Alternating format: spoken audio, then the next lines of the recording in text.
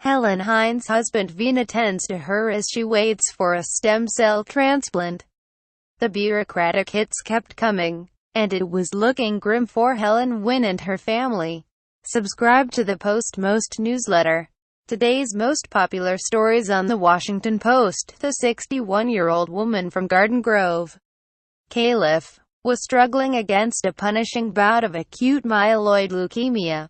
Her best medical shot, a stem cell transplant from her youngest sister, Thuy Nguyen, but with feet in or back in Hines' native Vietnam.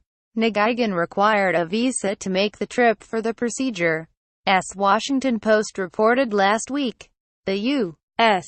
government repeatedly rejected the application, despite doctors' notes and the intervention of local politicians.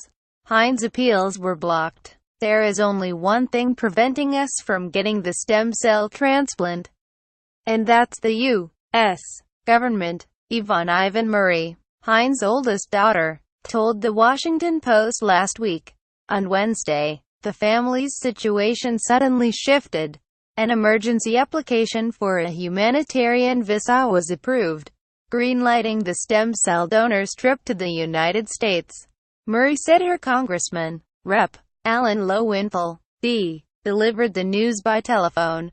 "It's wonderful," Murray told the Post Wednesday evening from the airport, where she was catching a late-night flight to Vietnam to escort her aunt back to the States for the procedure. "We just learned from the doctor that my mother is at the moment cancer-free, which means we have a small window to get her the transplant before the cancer comes back."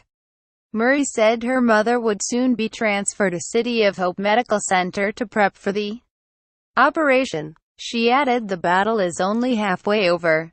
At least now we don't have to fight the visa denial anymore. We can concentrate on fighting the cancer." More from Morning Mix. A police officer posted a "Don't drink and drive" video. Then he was involved in a deadly crash. Missouri prosecutors. Brutal murder of transgender teen is not a hate crime. Megyn Kelly is striking out with her celebrity guests for Hugh Hefner. Gay rights were part of the sexual revolution. Judge strikes down Kentucky anti-abortion law requiring ultrasound.